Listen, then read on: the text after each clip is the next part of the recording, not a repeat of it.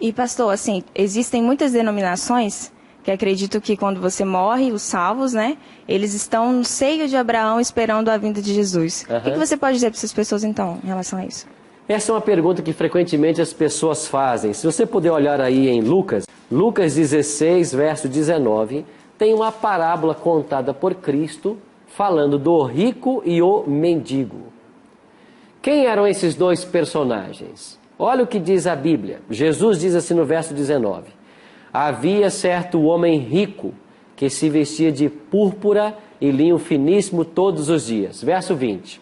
Havia também um certo mendigo chamado Lázaro. Então, dois personagens da parábola que Jesus está contando.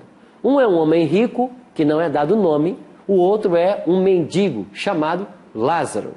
Na história, esse mendigo mora à porta do rico. E ele sobrevive das migalhas que o rico dá para ele. Ele então, diz o texto, vamos ver a parte que eles morrem. Verso 22. Aconteceu que morrer o mendigo e ser levado pelos anjos para o seio de Abraão. Morreu também o rico e foi sepultado. Verso 23. No inferno, estando em tormentos, levantou os olhos e viu ao longe a Abraão e Lázaro no seu seio. Então, chamando, disse: Pai Abraão, tem misericórdia de mim, e manda Lázaro que molhe em água a ponta do dedo e me refresque a língua, porque estou atormentado nesta chama. Disse, porém, Abraão: Filho, lembra-te de que recebeste os teus bens na tua vida, e Lázaro igualmente os males. Agora, porém, aqui ele está consolado, e tu em tormentos. Bom, eu não vou ler toda a história, mas eu quero resumi-lo da seguinte forma. Algumas pessoas dizem assim: então quando morre o justo, ele é levado para o seio de Abraão. Ora, mas não existe um local físico chamado seio de Abraão. Não existe um local onde as pessoas vão também para o tormento. O que Jesus está fazendo aqui é contando uma parábola, uma história que era conhecida nos dias dele. Essa história era conhecida. E Jesus, ao contar essa história, ele fez uma nova aplicação. Ele disse que os judeus que haviam recebido o evangelho eram representados por esse rico, porque eles tinham a verdade de Deus. Mas mesmo tendo a verdade de Deus, eles não partilharam dessa verdade com outros, como, por exemplo, os gentios, simbolizados aqui pelo mendigo. E no juízo final, os papéis são invertidos. E quem é salvo é o pobre e quem se perde é o rico. Mas isto é uma parábola. E não podemos fazer doutrina de nenhuma parábola. É apenas uma alegoria. Não existe um local onde você esteja em tormentos no inferno e vendo alguém que está no céu. Imagine você, se você pudesse ser salvo um dia e estar no céu, e do céu ver alguém que você ama em tormentos eternos no inferno. Que céu seria este? Um segundo ponto: para quem está no tormento das chamas, de que adianta molhar o dedo na água e colocar na língua dessa pessoa? Adianta alguma coisa? Vocês percebem que se trata aqui de uma parábola? Então não existe um local físico chamado inferno, não existe um local onde as pessoas ficam em tormento eterno, nada disso. Mas é uma parábola contada por Cristo para ilustrar a necessidade de partilhar o evangelho que a gente recebe. Anderson. Pastor, em relação às pessoas que acreditam na reencarnação, o que tem para dizer para essas pessoas? Se nós vimos aqui, e vamos ver hoje também mais alguns textos, falando sobre o estado de alguém quando ele morre. Quando uma pessoa morre, ela vai para um estado de inconsciência. Nós vamos ver isso daqui a pouquinho. Logo, não pode haver reencarnação. Não existe uma alma na pessoa que saia da pessoa e vai para outro corpo. Porque, como a Bíblia está ensinando, nós não temos uma alma. Nós somos uma alma. Se cada pessoa é uma alma, não existe a possibilidade ou a ideia de reencarnação. Bom, tudo isso é muito confuso para mim. O que acontece com a pessoa no momento da sua morte? Olha Gênesis 3,19. Nós lemos em Gênesis de quando Deus criou o homem, ele juntou dois elementos, o pó da terra mais o fôlego de vida, e o homem passou a ser o quê? Alma vivente. O homem não tem uma alma, segundo a Bíblia, ele é uma alma. Agora, quando esta alma morre, o que acontece? Aí, Anderson, acho que é a sua pergunta. Gênesis 3,19, a Bíblia diz assim: no suor do rosto comerás o teu pão, até que tornes a terra, pois dela fosse formado. Porque tu és pó e ao pó tornarás. O que acontece quando a pessoa morre? A equação da vida é desfeita. Porque se Deus, ao criar o homem, juntou o pó da terra mais o fôlego de vida, o pó da terra é a própria argila que Deus usou para moldar o boneco de barro e soprou nas narinas desse boneco o fôlego de vida. O que é esse fôlego de vida? É a vida que está em Deus e ele partilha conosco. Quando Deus soprou no boneco Adão, no boneco de barro, o sopro divino, ele passou a ser alma vivente, ou seja, ele ganhou alento, ele tomou consciência. Quando a pessoa morre, o que acontece? Esse fôlego de vida separa-se da matéria, do pó, e o pó volta para a terra, e essa consciência deixa de existir. Porque não pode haver consciência sem haver a unidade, o corpo e o fôlego de Deus. É possível conversar com os mortos? Hoje no Brasil, nós temos filosofias, nós temos muita gente defendendo que teve contato com pessoas que já morreram.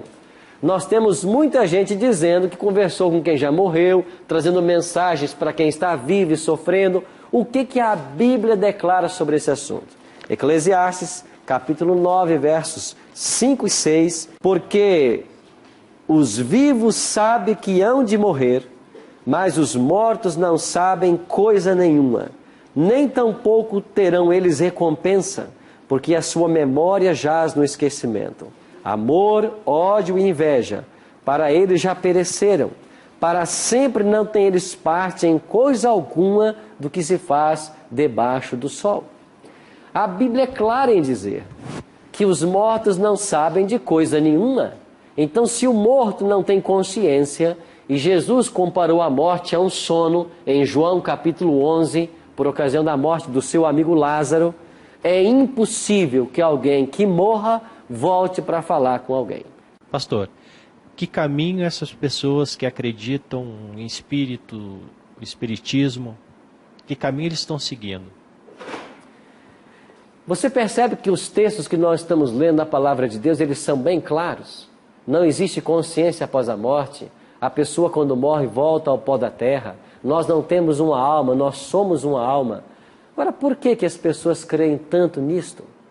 É muito simples. Vá para Gênesis capítulo 3. Aqui fala da serpente, a mais sagaz de todos os animais, e que começou a conversar com Eva. Ora, a serpente era uma criatura de Deus, era um animal. Mas nós sabemos de que aqui o inimigo de Deus, Lúcifer, o anjo que havia sido expulso do céu, ele se encarnou nesse animal para conversar com a mulher. Então, o primeiro caso de encarnação, se é que podemos assim chamar, já está aqui em Gênesis 3. E percebe que o diabo, ele veio, se encarnou nesse animal e começou a usar para levar Eva ao pecado. Não existe a possibilidade de um ser humano morrer e ter consciência e se encarnar. Isso não existe. Mas os anjos maus, o próprio Satanás, ele pode tomar o corpo de uma pessoa se a pessoa deixar. O diabo só pode se apoderar de uma pessoa em duas circunstâncias. Mas e as pessoas que acreditam em Deus no Espiritismo? Acreditam que aquilo é coisa de Deus, ora em nome de Deus, mas que acha que esse espírito é reencarnado para pagar pecado da vida anterior, acreditando em Deus. O que nós temos a dizer para essas pessoas é o seguinte: primeiro, que nós já aprendemos aqui, de que você não pode se reencarnar para pagar pecados, porque a reencarnação não existe. Segundo, que você tem na Bíblia a orientação de como ter o pecado perdoado. E nós já aprendemos aqui que é se arrependendo e confessando. Não tem nada a ver com ser purgado numa outra vida. Terceiro, tem muita gente sincera dentro do Espiritismo que está vivendo a religião, crendo servir a Deus. E eu quero até aproveitar e falar para você que está nos assistindo. Talvez você é uma pessoa sincera, temente a Deus. Talvez você é uma pessoa que pratica muitas boas obras, porque essa é uma tônica do Espiritismo. Mas eu quero dizer para você que, com base nos textos que nós estamos lendo nesse livro, não existe a possibilidade da reencarnação, não existe consciência após a morte. A alma é mortal e o ser humano, o homem, é uma alma e não tem uma alma. Com base nesses versos bíblicos, nós desmontamos toda a teoria espírita. Por isso, se você é uma pessoa sincera, Deus vai trabalhar no seu coração para que a verdade que você está aprendendo aqui possa abrir a sua mente e você seja liberto. Porque Jesus declarou em João capítulo 8, 32, conhecereis a verdade e a verdade vos libertará. O certo é que quem já morreu não pode fazer nada por nós. Só Deus e o diabo agem para salvação ou perdição. E nós temos que ser susceptíveis um ou a outro. Ninguém pode ficar em cima do muro. E eu queria ler mais um texto só, antes de nós terminarmos, que é uma advertência que a Bíblia faz em Deuteronômio 18. Quando Deus orientou Moisés a dizer: não se achará entre ti quem faça passar pelo fogo seu filho ou sua filha, nem adivinhador, nem prognosticador, nem agoureiro, nem feiticeiro, nem encantador, nem necromante, nem mágico, nem quem consulte os mortos. A Bíblia é clara em dizer isso. Por quê? Pois todo aquele que faz tal coisa é abominação ao Senhor, e por estas abominações o Senhor teu Deus os lança de diante de ti. Ou seja, Deus não aprova a tentativa de contactar os mortos, porque não há essa possibilidade. E quando houver a tentativa, o certo é que nós estamos dando uma abertura para o inimigo de nossas almas. E a Bíblia ensina claramente isso. Agora, Jesus tem a solução para o problema da morte. Quem sabe todos nós aqui já perdemos alguém a quem muito nós amamos. Em João 5, 28 e 29, Jesus tem a solução para o problema da morte. Ele diz assim: não vos maravilheis disto, porque vem a hora em que todos os que se acham nos túmulos ouvirão a sua voz e sairão. Os que tiverem feito bem para a ressurreição da vida, e os que tiverem praticado mal para a ressurreição do juízo. Todos os mortos um dia voltarão à vida. Todos. Desde Adão até o último ser humano que viver sobre a terra, antes da volta de Cristo. Todos que morrerem voltarão à vida. Há duas ressurreições. Uma ressurreição para a vida e uma para a condenação.